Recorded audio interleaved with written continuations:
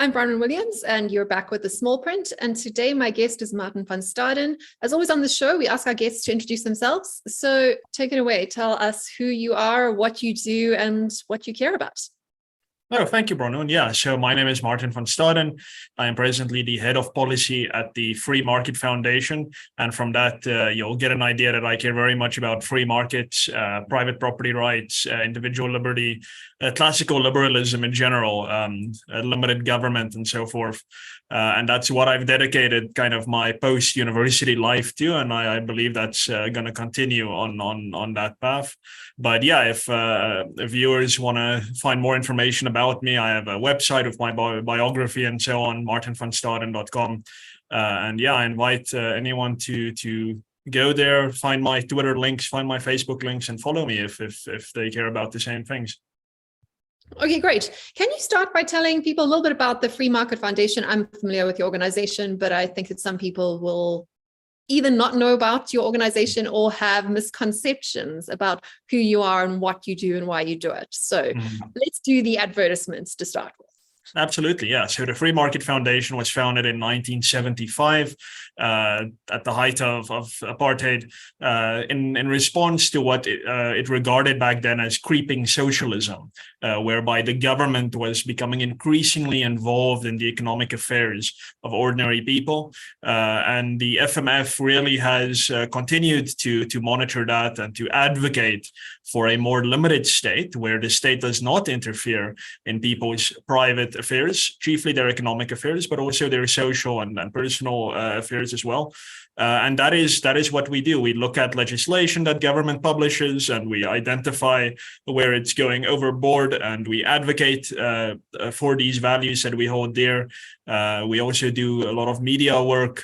One of our biggest projects is the Khaya Lam land reform project, which is all about recognizing people's title to their homes. As many of your viewers who probably know, during the apartheid era, a lot of chiefly Black, but not only Black South Africans who came into white South Africa could not own property there due to legislation. So when they did live there in what we call in South Africa townships on the periphery of cities, they became tenants of the municipalities. So they became tenants, had to pay rent in theory and so forth. But these people have lived there for sometimes generations. And often they built their own houses. They received a plot, they built the house, but it still belonged to the municipality. And now, as apartheid ended in 1991, the government adopted a law that made them in-law owners, real owners, title-holding owners of that property. But unfortunately, as we know, the capacity of the South African state is not that great. So it's been now 3 decades, and millions of South Africans who live in these homes still haven't actually received the title deed that shows that they're owners. And the Khaya Lam project is basically a way to facilitate transferring title deeds to those beneficiaries. And we've recently transferred our 10,000th title. So we do want to make practical work of our belief in private property rights and free markets. And this project is one of those ways we do that. But yeah, that's the boilerplate of what the FMF is all about. Okay, fantastic. So maybe you can start there, since you were talking about South African government and holding on to title deeds that it's not entitled to. What is the land status in South Africa? How much of our land is in private hands and how much of it is still, at least legally or nominally, in the hands of the government? Because that's, I think, always an interesting point that people aren't always aware of. Well, the reality is that no one really knows. There have been various land audits that have been published by the government, by the private sector, and various figures have come out of that don't necessarily agree with each other. So, but the reality is that most land in South Africa is privately owned. And if you look at a map of South Africa that does show where we think private and state-owned land is, you'll find that the kind of barren, deserty west of the country, the Northern Cape, that is overwhelmingly privately owned. But if you look at the east, where much of our arable land is, where all the best rains occur and so forth, you'll find that there is a lot of state-owned land there, particularly in what is called the homelands, or the former homelands, the Bantustans, where Black people were supposed to live during apartheid. There is a lot of so-called tribal land. It's a euphemism, because tribal land in South Africa is ultimately owned by the South African state. Tribal chiefs and so forth are paid salaries, etc., by the state. So that is state-owned land, and that is what I would say most of South Africa's best land. So when the government says that no, but we have a situation where most land is privately owned and it's owned by whites and so forth, there's a lot of hidden information in that that the government doesn't reveal. And part of what we do at the Free Market Foundation is to counter that narrative and point out, listen, yes, most land is privately owned, rightly so, it should be, and more land should be privately owned. But the government owns much of the best land. And as I mentioned, when the government does acquire land for redistribution or for restitution purposes, it still keeps the ownership of that land. So it took private land into state ownership, saying it was going to empower the people by giving them ownership. What it in fact does is it leases that property out to a beneficiary, and that beneficiary never really becomes the actual title holding owner of that land. There are various political parties in South Africa that believe in this model, including the ANC and the EFF, and it's to us very important to push back against that and to say, listen, if you really believe in ownership, then by all means take the land, but give it to someone in actual ownership. And but of course, we would prefer that to follow a good constitutional process that respects private property rights. Okay, so can you go back for a second and fill us in on what are the rights when it comes to residents and, as you said, the renters of tribal land? Who are the groups that are affected there? And what rights do ordinary people living within tribal land have, and what rights do the tribal leaders have over tribal land? So I think that's an interesting question. We've almost got a sort of dual system going on in South Africa of private ownership and semi-private ownership that is different at the legal structure, but for the common person on the ground, what is the difference if I'm living in a piece of land that's looked after by a tribal chief compared to living in land in a suburb or city? Yeah, so I'm no expert on the intricacies of it, but ultimately it comes down to, if you are someone who has what they call permission to occupy in one of these tribal areas, you are effectively a tenant. You're not an owner, you're a tenant.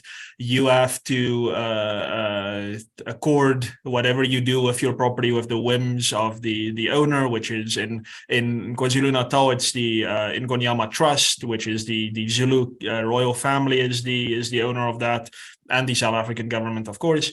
And this is the same principle throughout on tribal land. Now, we don't oppose tribal land in principle, provided that it is private. We are concerned about the fact that we talk about this so-called tribal land when it's just the government owning the land. But if, and the government did adopt legislation a while back, I think it was something called the Community Tenure Act or something like that, which would effectively have recognized tribal kind of authorities as private institutions that could own land and then lease that out, and that's not a problem. That would be fine. We, of course, I think I've seen around the world that the best form of ownership is individual title holding ownership, and we would certainly prefer that. But that's not something we would impose. If people prefer living as kind of tenants on tribal land, that's fine, provided that all these same entitlements and kind of rights and so on that come with tenancy accrue to those individuals, and that they're not at the whim of the political decision making of which is what is effectively a bureaucrat, the tribal leaders. So there has to be some structure there. And currently, I think it's very, very tenuous. We don't see the kind of economic development that one would usually associate with a property owning people in South Africa's homelands and so forth. So you'll find the private farm gets developed, there is investment, it could become a development and so on that really generates wealth for the country, but you don't really see that in our tribal areas. And kind of the diagnosis that we would offer is that it is seen as collective property, and the state's involvement there really saps it of that incentive to pursue profit and development with your property. So yeah, it's quite precarious right now. But yeah, if we can convince people that private ownership is the best way forward, I think South Africa will do much better. Okay, so go on, persuade us. Why is private ownership the best way forward? And before you do that, define private ownership in your terms. Yes, of course. So private ownership is not necessarily what a lot of people would just assume is a company or something, but effectively anyone outside of the state, cut off from state funding and so forth, owning property and having the entitlement to exclude others from that property, having the entitlement to reap the fruit of that property, to enjoy that property, with the only rule being you cannot use your property to deprive other people of their entitlements to their property or their freedom. So that is kind of what private ownership really comes down to: your right to do with the things around us, the natural environment, objects, what you will, provided you just respect that one rule. That is private ownership, and we've seen around the world that this is really the kind of the engine of economic development. When people have this relationship of ownership to a thing, they would want to use that thing to generate wealth for themselves and their families and their communities, because they know that given this relationship, whatever they produce with that thing will be theirs. It will not accrue to some amorphous notion of the community or the amorphous notion of the state or society. It is theirs, and because it is theirs, they have that incentive to utilize it to its fullest extent, and to protect it ultimately, to ensure that if it's a piece of land, that they don't overgraze it, that they don't overtill it by sapping it of its nutrients and so forth. They would learn how to use the land in a way that they and their future generations can use it for many years to come. And that applies really to any property. As children, we all have experienced that if something is ours, we want to protect it and keep it close. But if it's someone else's property, we kind of act a little bit recklessly around it. It's like it's not our problem, so we can act recklessly around that. And that's human nature.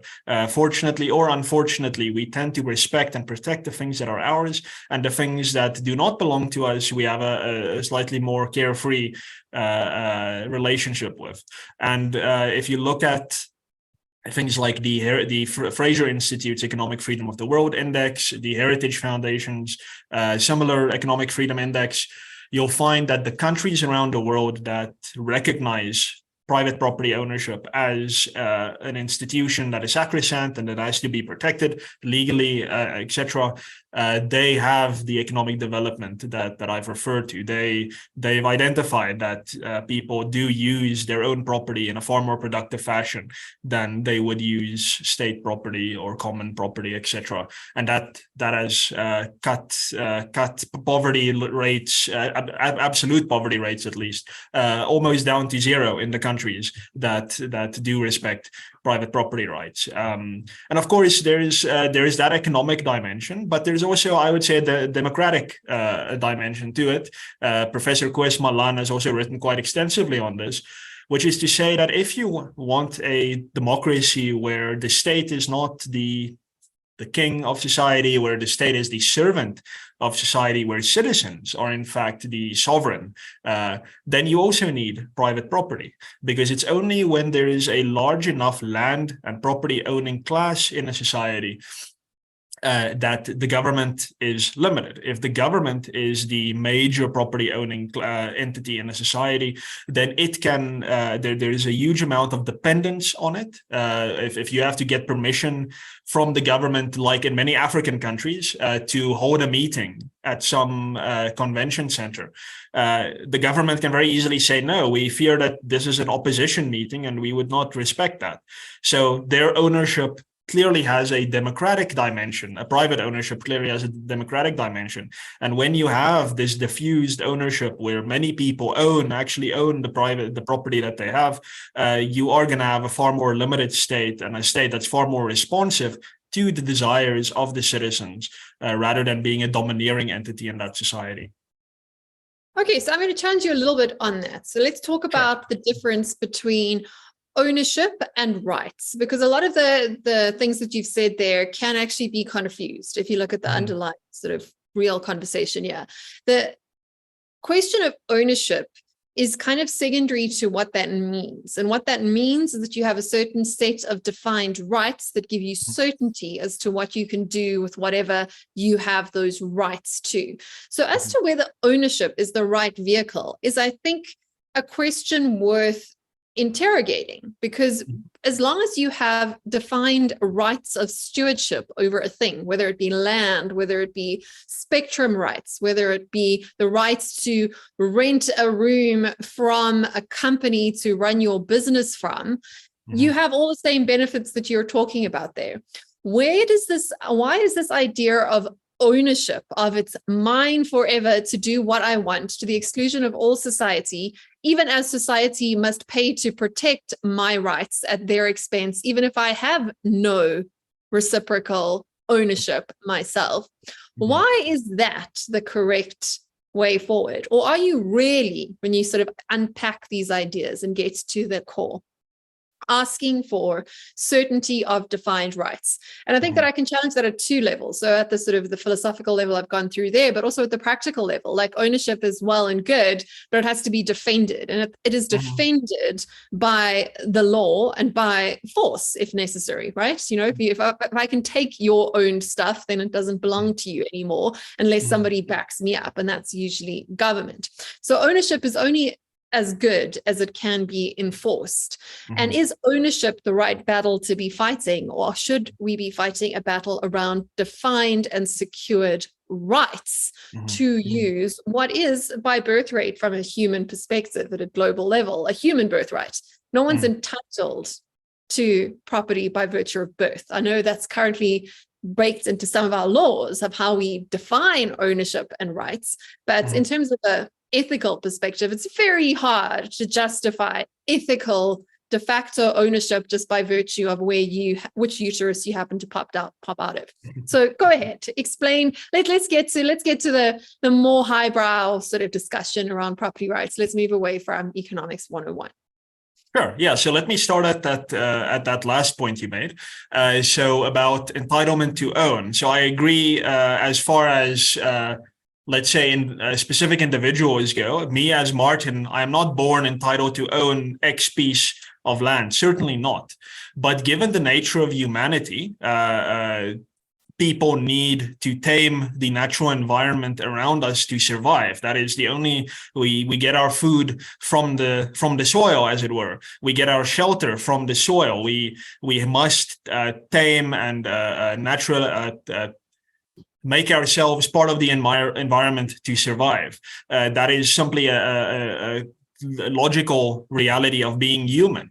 And from that, you gain the right to be an owner if you do, in fact, acquire the property in a certain way. If you establish that link that I referred to earlier, where there is in fact ownership over that property, that is the human right that we refer to. But that is definitely distinct, and you're right that there is a lot of confusion that kind of bubbles around that with the current debate in South Africa, where there's this idea that by virtue of the color of your skin or the class, the the kind of bloodline you're from, you are entitled to the majority of land, or you're entitled to a specific piece of land. That's certainly not the case. But if you buy property, or if you come across unowned property and you what we call homestead that property, you make it yours.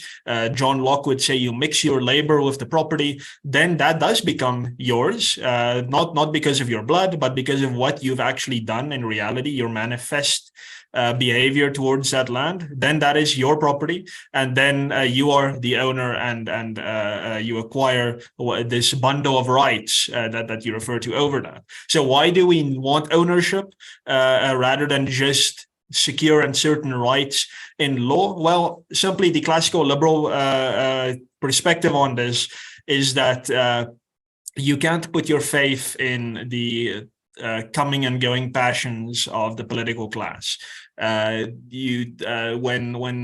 John Locke and the American founding fathers thought about government, they had a very specific kind of gentlemanly, statesmanly kind of government in mind, where there was over a period of centuries kind of continuity in how governments behaved. But since then, we've kind of learned that with the rise of mass democracy and so forth, that a government's tone or behavior towards its citizens can shift on a dime. One example, South Africa was one of the few countries that recognized Taiwan in 1998. Suddenly, we do not recognize Taiwan anymore. Why? Because a different government was elected. That's a huge foreign policy shift. In 1991, South Africa adopted the Mining Act, I think, the Mines Act, which said that if you own property, the government, then you own everything above that property, and below that property, heaven to hell. Less than 10 years later, the government adopted the MPRDA, Mineral and Petroleum Resources Development Act, which nationalized all minerals, effectively saying that the state is the custodian of minerals now. So it's a roller coaster when you put your faith in the government or the political class to kind of secure to you these rights. The mining companies were assured when before the MPRDA came about that, no, listen, you're going to get your mining rights after you're going to get your entitlements after the ownership has passed to the state, and that's fine. It will be secure and everything, and we'll only expect you, in terms of the mining charter, to give what was it back then, 26% of your stake to previously disadvantaged individuals, and this is set in stone. The Anthea Jeffrey goes into this in detail in her new book, Countdown to Socialism. But I mean, it was less than a generation later, a handful of years later, the Gwede Mantashe and the Department of Mineral Resources says, oh no, but wait, these political circumstances have changed, and therefore now you must increase the percentage of beneficial kind of entitlement to your mining rights that you now have as on the whim of the state. So you cannot trust the state to hold to its promises. And that is why we have the notion of ownership, which, if it's not guaranteed constitutionally, is also quite, as you mentioned, it kind of becomes the same problem where the state might say, now we respect your ownership, and tomorrow it won't. But once you have that constitutionally entrenched, it's higher order law, then you can, regardless of who is in power at the given moment, say, listen, this is my property. You might have your political agenda. Congratulations. But I do not have to fall in with that. I can do with my property as I please, because I am the owner. I am, in a manner of speaking, but of course there's nuance, I am sovereign over this property to the extent that I don't use it to curb the liberties and rights of others. So that's kind of where ownership is somewhat different in kind, because at a legal level, you are recognized as boss. And if it's just a set of rights that you get kind of just for certainty's sake, it's still very much at the whim of the state. But that doesn't preclude anything at all, because ownership laws can change too, as you've seen with the whole expropriation conversation. And still, let's come back to that point around, as long as you're not impeding on the rights of others. because property ownership does that. That is exactly what property ownership does. It precludes others from freedom of movement. It precludes others from making better use of the ground below, the sky above than you have.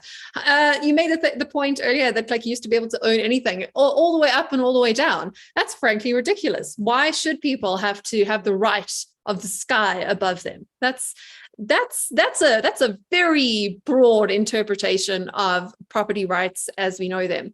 And I think that the conversation around property rights is self-aborted to start with, as soon as you try and separate rights from responsibilities. And the idea of ownership we have at the moment, that you can pay once and then have ultimate rights on your land, which is ridiculous because land is like the whole world. Like it's sort of like a fall. Like obviously you've spoken through the benefits of having that defined stewardship over these things. But this idea that you can pay once and preclude anyone else that could do better with that space forever is a very strong claim, because it doesn't go anywhere near towards explaining away the absolute evils of rentier mindsets, or essentially monopolies, which I always find fascinating in like liberal free market discourse.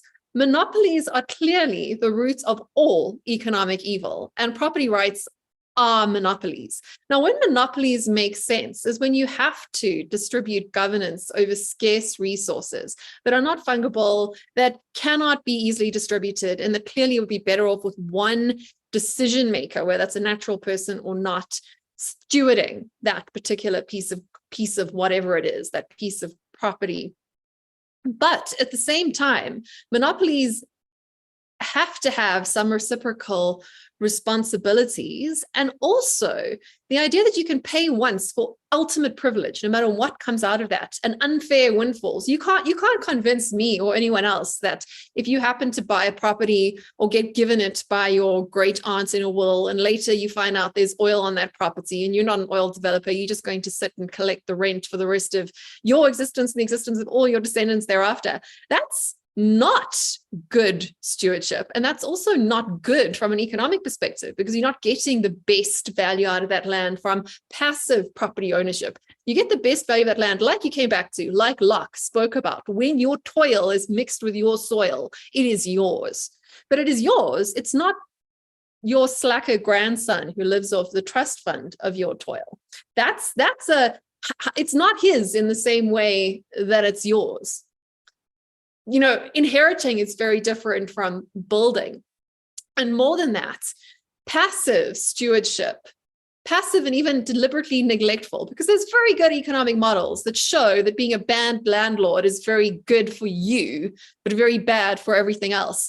And this idea that property rights are infinite in terms of up and down or in space, and also infinite in terms of time, is, I think, that's something that liberal discourse failed to convince on at a very basic level, notwithstanding how absolutely disparate it is to liberal discourse around every other form of monopoly. So I want you to convince in these arguments, because in theory it's great. We like the idea of the free market, but the free market is not monopoly, and property rights are, when you start to interrogate them. Property rights for movable goods, or goods that are the product of labor, is very different from a free market that relies on unfreedom of market for certain conditions of endowment and luck, not just of labor and toil. And I think that is a question that if the liberal free market Austrian economists want to answer, you have to answer that head on. You can't answer it under veil of, but property rights good because it's a different sort of monopoly and because individual citizens are better than the state. That's falling into the trap of the left, because human nature is human nature. And you said we need to manage things according to human nature. And if human nature is, as you say, generally selfish, then you have to at least intellectually engage with the challenges of that, with any sort of economic model. So I think there are ways around that. I mean, my political and economic stance is monopolies are the root of all economic evil. Like there's not a stone you can unturned in any sort of economic failure that isn't based on some sort of monopoly over power, privilege, or property. And I think that if I'm going to be consistent in my argument as someone who does believe strongly in free markets and free will, then I need to interrogate that point and challenge the idea of private property as we have invented it. Because property is not a natural right, as much as I've had this argument with other people on that sort of side of the political sphere. The natural right to owning your own body is very different to the natural right to owning the tree that your grandfather planted. It's very different to the tree that I planted myself. This idea of one size fits all property ownership is a human construct. It is not a natural right. The natural right of sovereignty of your own body has to be distinct from the natural right of sovereignty over stuff, especially stuff that you have not put your blood, sweat, and tears into. So I think that that's I don't know. Do you have comments on this? Do you have a ready argument that the Free Market Foundation has ready to throw at the other side of the political discourse? Because I'm very much independent. I'm not on anyone's side. I'm just here to the jester to poke. Okay, well, look, so I'll address the monopoly point and the kind of natural right point. Let me start with the natural right point quickly. The fact is someone needs to decide. The property, the idea that property is just there and we all kind of sing kumbaya and it's ours and we all kind of use it. That's fantasy. It's something that gets sold to us by political opportunists. Ultimately, someone has to decide. And that someone is either going to be you, the owner, it's either going to be your neighbor, or it's going to be whatever we have as the state that rules over us. It's not necessarily the state as we know it today. It could be a king, it could be a chief, it could be whatever. The fact is someone has to decide. Now, the liberal argument is that the owner who has established a link with that property, the Lockean thing, that person decides. So that person decides. It's not the state who just kind of strolls in and someone gives it a vote and like, oh, great, now it decides. No, that is arbitrary. That is removed from the property. The person with the link to the property decides. Now, yes, you can make the argument that there's a difference between you toiling on the soil, you've made it your own, than your grandson benefiting from it. However, again, human nature, we cultivate, we develop the things that we own and the things that we have precisely so that we can leave it to the people that come after us. The Khaya Lam project is very much premised on this point because we've seen that people who live on these council-owned properties, there is no development. They built a house, it's a shelter, but no one's planting grass, no one's planting a tree to hang a tire in to swing the children in. No one's using really their property as collateral for bank loans and so forth. And we asked why, and the fact is people answer, well, if I'm going to do this now, the state could maybe take my property tomorrow, but also I want to leave whatever development I put into this property to my descendants. I want to be able to write in my will that I am doing what I am doing for these people who come after me, and that they will step into my shoes. They will be my descendants in title, and they will have all the same entitlements of ownership that I have because I originally mixed my labor there. Now, I agree with you, Bronwyn. It's very much the reality that generations on, that kind of connection to land, but not just to land, but also to, if it's a huge company, the founder is the guy who puts in the effort and the blood, sweat, and tears, and the people who just receive it kind of neglect it. And that's true. But that corporation, that farm would not have been developed to the extent that it was if the owner did not know. Wait! Don't mix the corporation with the land, because a corporation, as much as the founder put in more effort, is a going concern. If everyone stops working, there is zero value there. Whereas with the property, bad owners, bad stewards still have. So yes, this is the monopoly point. Yes, let me get to the monopoly. It's a very different premise to a 100% owned company. A company is 100% human sweat and toil, the toil of those who participate, whether they are as employees or as shareholders, and it is only has value as long as it's still continues to put that toil in. No, Whereas that's natural fair. endowments, the original value, unless you like absolutely destroyed it, which is another question. How do you put back? How do you compensate on the other side for stewardship that degrades rather than builds up the collective good that's now being privatized, right? That's very different. Companies were never collective goods unless they were structured that way, and that's a collective between a certain amount of people. That's different. No, you can't go into Sure. So that's the monopoly point about land being yes, monopoly. There's a finite amount of it. Now, I dispute that liberals oppose monopoly. And not all, and not all the value of land comes from whoever is currently building on it. It's valuable due to its inherent scarcity too. So you mentioned the Austrians earlier. There's a very important postulate at the root of the Austrian economic insight, and that is that value is always subjective. There is no such thing as a value that exists outside of our subjective minds. A piece of land out there is absolutely worthless to me, Martin van Staden, because I have nothing to do with that. My cell phone is worth more to me than a huge farm that costs 30 billion rand on the market. So value is subjective, but yes, there's a fixed finite amount of it. I think his name was Ronald Coase. There's something called the Coase theorem. And this is the theory which I think probably manifests itself in reality. It doesn't move as quickly as we might prefer it to, but surely this is how it plays out. And that is that property will tend to gravitate towards where it will be used most efficiently. This is a market forces argument. So if I have this farm that I've developed and I die and I leave it to my descendants and they just let it, they neglect it, they don't do anything with it. At some point, and this is again, that self-interest, that insight into how human beings just want to elevate themselves. At some point, someone is going to offer the current owner of that land more money for that land than the owner is using the land for generating. So if my descendant has neglected the land, yes, he's speculating with the land, and that is part of it.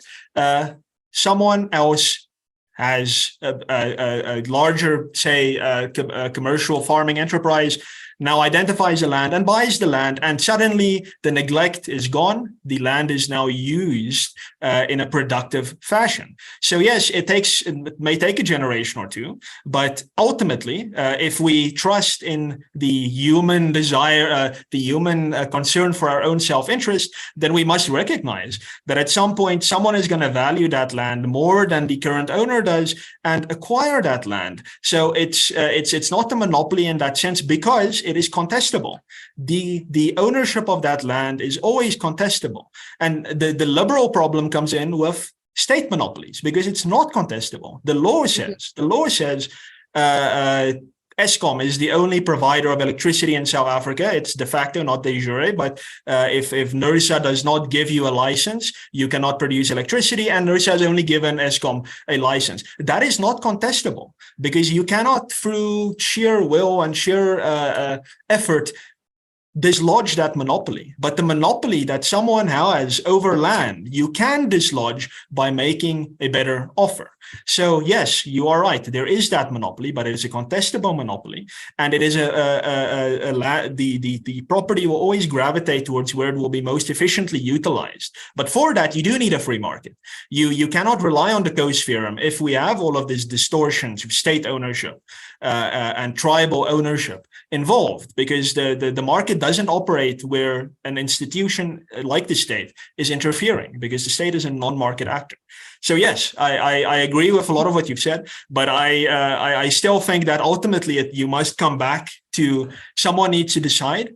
And we would rather, maybe it's not always ideal, but we would rather that the individual owning person decide rather than the political class decides. Because I think we've just seen that once you go down that road of saying we as individuals are removing ourselves from the responsibility to decide and delegating that to this institution that we call the state, then you end up with not just neglectful owners who are letting land lie fallow, but you end up with genocides, you end up with famine, you end up with the most horrific things that have happened in human history that have all occurred in the last 100 years, just because we've decided, wow, my goodness, let's give the state a go, rather than saying we have a community obligation as individuals to be stewards of the property around us, and we take that ownership personally and very seriously, and will not allow that to pass to the state. Okay, so what is your thoughts around the infinity of ownership? Let's go back to that question there. What are your thoughts around tenured ownership of rights or stewardship of land, which are models that have been used with various different natural endowments, whether you're talking about oil rights or land rights, which with very successful market results to them. So it shows that there are ways that don't have to be quite as explicit in terms of infinite ownership of a particular piece of whatever it is, because there's also the social costs, which should always fall into pricing. Like whatever rights you have, if there's a cost to you using that rights to the greater society, I mean, like mineral rights are the obvious one there. If you're like literally digging holes in the ground and causing earth tremors in suburbs next door, you should probably not just paying for the rights to use, but also for the externalities that you produce there. Like what are your thoughts on that?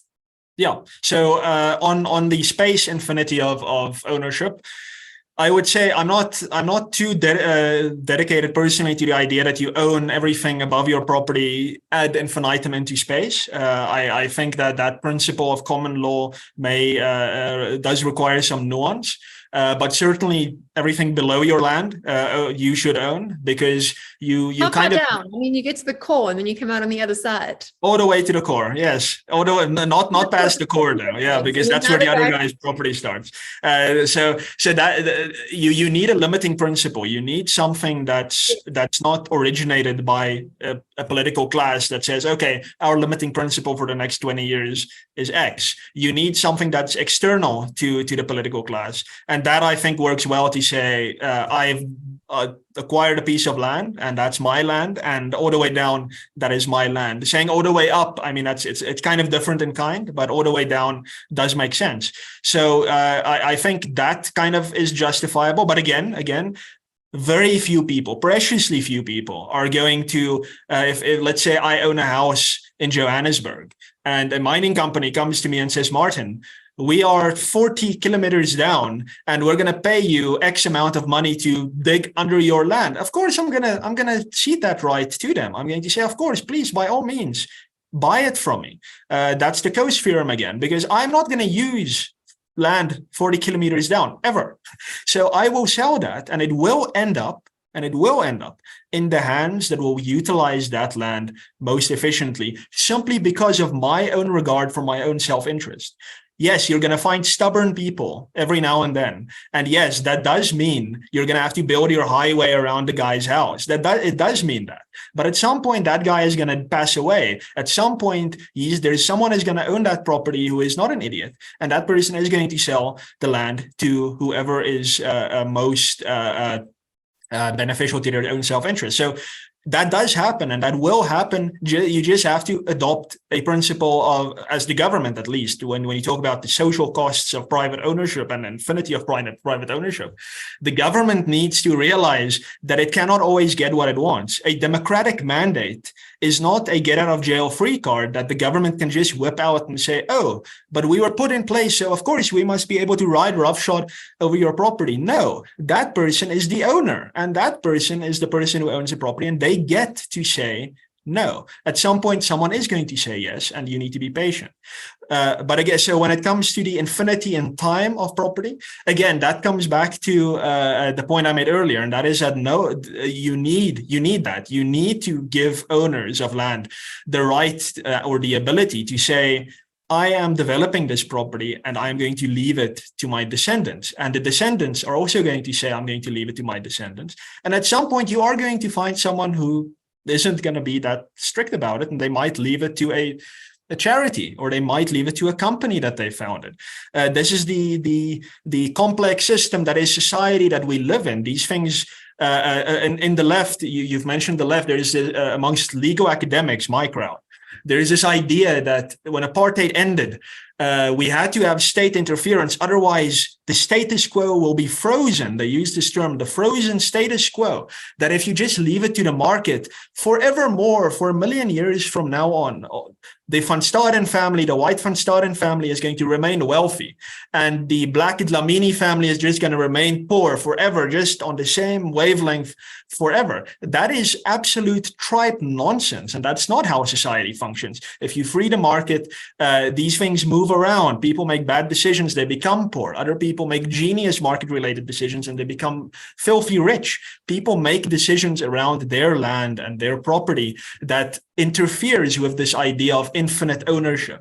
It's never going to be infinite because that's simply not how society works. And I am willing to trust that Coase theorem. I'm willing to trust that market force because, not because I have a magical belief in the kind of bona fides of the market, but because I know that the political institutions are always going to, the worst people in our society are always going to gravitate towards our political institutions. And I can rely on my distrust of the political institutions to compensate for my trust for the market in its place. So it's not always going to yield the best results that I would want, but it's going to be better than the alternative.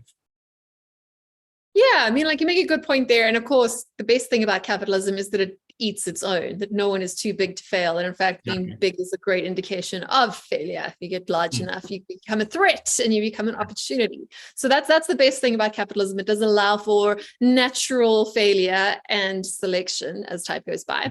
One more question before I think we're going to run out of time. And that is the question around property taxes. Can you really have private property ownership as long as there are property taxes? Or do you think that this is perhaps a way to continually pay for your right to exclude other people from what should be a natural collective endowment? You've left probably one of the most difficult questions until last. So I am in classical liberal discourse, there are broadly two schools. There is nuance, but there is the anarchists, the anarcho-capitalists, and there is the minarchists who believe in a minimal state that does require taxes. Now, I am not an anarchist. I am a minarchist. I do think that there is a role for the state to play, and it does require taxes. Well, you're a lawyer, right? Yes, I am. But yeah, it's all my self-interest. But I can acknowledge the principle. In principle, I can acknowledge that the anarcho-capitalists are correct. They are morally correct. They're ethically correct. They are in principle correct. That yes, if you do have taxes on your property, then you are not 100% owner because you're not an owner. Yeah, you're not. You have to. At the same time, if you don't have taxes on your property, then you and whose army defends your property? Then that's the state of nature, right? Yeah. So I mean, the government can be funded through other taxes. I would prefer government be funded through taxes other than property taxes. Sales taxes are I think the kind of the best form, or a flat income tax. So long as it's wrong. No, of course. I mean, like I said, the anarchists are correct in principle. But when you look again at human nature, and I think this is an unfortunate aspect of human nature, and that is that the state has become part of our human nature. If you look back in time, where humanity has been, the state has always been there. We called it something different, but the state, which I define as that institution that is allowed to transgress property boundaries in pursuit of that mandate to protect liberty and property. So the state or the people who get to kick your door down if you're raping people or killing people in your house, they get to do that. They get to violate your property rights. That is the state. It gets to violate property rights under defined circumstances, of course. But that's always been there. And that my argument to the anarchists is we can never escape that. We can never reach a point where we say the state no longer exists. I want us to get there. I would love us to get there, but I don't think we can. So in the interim, until the anarchists kind of win that battle, which I hope is sooner rather than later, in the interim, we are going to need to regulate the state in the way that most benefits the freedom and property rights of ordinary people. And unfortunately, it's going to need taxes for that. But let's find the most non-disruptive taxes, the most kind of non-interfering taxes. And I think, let's avoid taxes on land, but I can't make a absolute statement to you that, oh, a land tax would necessarily be illegitimate. I would prefer it not to be there, but I think, yes, a land tax, it sucks, but it's part of the reality. And I think as a society, on a purely policy question, on a purely constitutional question, we should decide what the most non-disruptive taxes are. And I would say write them into your constitution. Don't leave them up to Parliament. Write them into the constitution so that there's certainty forevermore. Hey? That's a very good point. That's a good point. I want to end it there with you having a win. You've been a great sport. Thank you. I've been very naughty. I'm very good to you. You've been a great sport. And where can people find you if they want to argue with you even more, or they just want to agree with you and like give you money so you can hand out title deeds to the people currently paying rent twice to government, essentially? Yeah, exactly. Yeah, absolutely. I'm always happy to argue and debate. Find my website at martinvanstaden.com. You can follow me on Twitter. It's at Martin_ASFL. I'm also on Facebook. Then you can find the Free Market Foundation at freemarketfoundation.com. You'll find all of our latest articles and content there. You'll also find on our support us page and on our, I think it's on our fundraisers page, you'll find information about the Khaya Lam project there. I think it's about 2,800 or something rands to sponsor a title deed. That then it's very cheap compared to going through lawyers yourself to get a title deed for a house. So we think we've opened up a lot of value here by allowing generous sponsors to come through and provide a poor family and a disadvantaged family with title for the first time in generations. So please do open your hearts, help us with that. And yeah, if you see me online, please feel free to attack me on my ideas. I'm always willing to and eager to develop my thinking around these things, and that can only happen with very lively debates like this. So thank you, Bronwyn. Exactly. Thank you so much. And as you said, attack the idea. Let's not attack the people. You've been a great sport. Thank you very much. It's been a pleasure. Cheers.